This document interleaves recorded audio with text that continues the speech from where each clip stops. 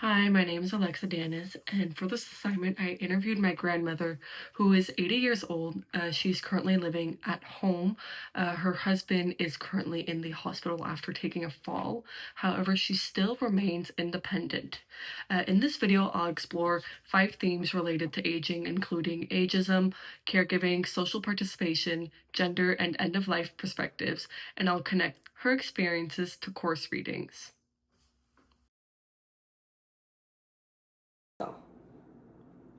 Non, pas tellement, moi. Pas beaucoup, des fois. Pas beaucoup, même si quand je vais, mettons, faire la commande au métro, je m'en vais à Place d'Orléans, les gens me regardent, mais moi, je trouve pas, là, tu sais, que c'est...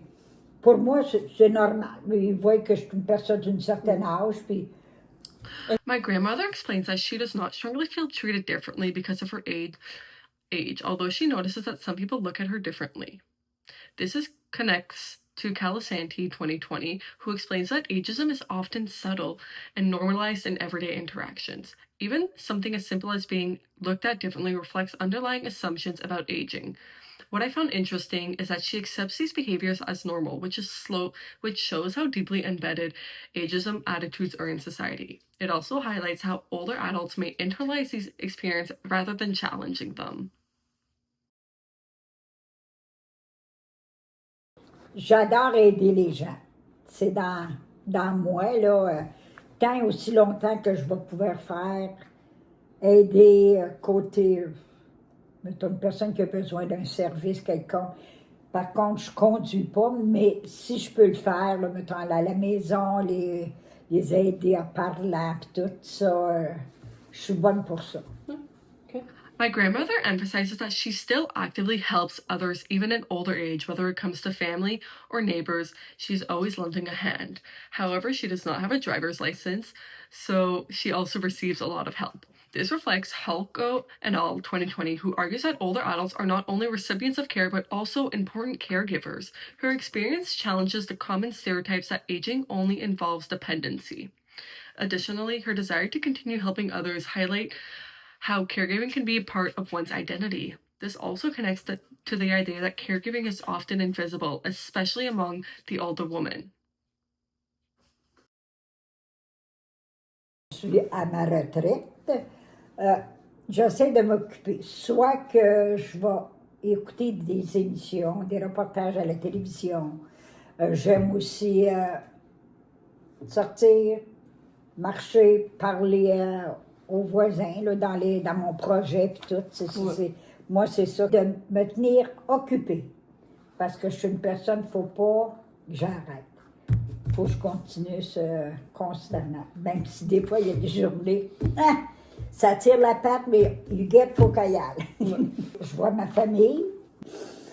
C'est ça, là, ça me tient occupée, là, c'est ça, il faut que je fasse moi.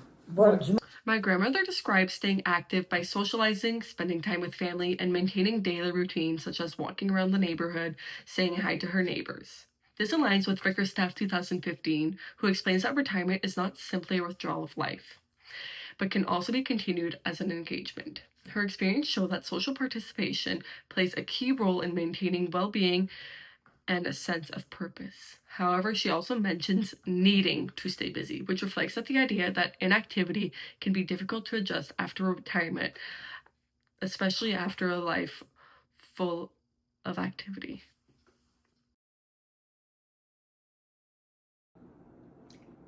Sais-tu, pour les femmes, moi, personnellement, je trouve pas. Parce qu'on dirait qu'on vieillit, mais on accepte le vieillissement. Les hommes, c'est un petit peu... eux autres, ils n'aiment pas vieillir. Ils ont de la misère à l'accepter. Je trouve que nous autres, la femme, on accepte plus le vieillissement. L'homme, lui, va dire « Ah, ben, je vieillis, ben, j'ai mal ici, puis j'ai mal ici, j'ai mal là. » Moi, c'est ça mon opinion. Tandis que nous... My grandmother believes that women tend to accept aging easier than most men. This is connected to Calisanti 2013, who explains that gender shapes how aging is experienced. Women are often socialized to adapt change in their bodies and roles over time, while men may struggle more with loss of control or identity. As an example, my grandfather is currently in the hospital after taking a fall. He is asked to stay an extra 2 weeks because they were testing for early signs of dementia. And as he doesn't accept it, it makes it even harder for everybody around him and for all of the people that want to help him. So, with my grandmother, her perspective reflects these gendered expectations and highlights how aging is not experienced equally, but is also influenced by social norms and gender roles. C'est de pouvoir continuer à avoir à mes. Comment je pourrais dire, faire qu'est-ce que c'est que j'ai à faire là, dans Ton la indépendance. maison. Puis être indépendante, pas trop. J'aime pas me fier sur qui que ce soit. Tant que je vais pouvoir rester dans ma maison, je vais être heureuse. Ouais. Oui, parce que moi, c'est une chose que j'ai bien à misère, parce que partir de ma maison, puis m'en aller là, puis que tout le monde fasse pour moi, puis moi aller, comme on dit, je peux avoir une résidence avec une cuisine, faire à manger, puis tout. J'aime le monde, mais j'aime avoir, tu sais, privé, là, tu sais, être dans ma petite appartement, ben, pas ma petite appartement, parce que je vais avoir 2 chambres à coucher, je sais que ça va me coûter cher, tu sais, mais c'est mon but, là, tu sais, si je suis capable de le faire, là, tu sais, c'est ça. What? A major concern for my grandmother is maintaining her independence and staying in her home as long as possible. This strongly reflects Van Pevenage et al. 2019, who highlights that many older adults prefer to age at home rather than move into a care facility. Her concerns about losing independence and control show how aging is closely tied to dignity and autonomy.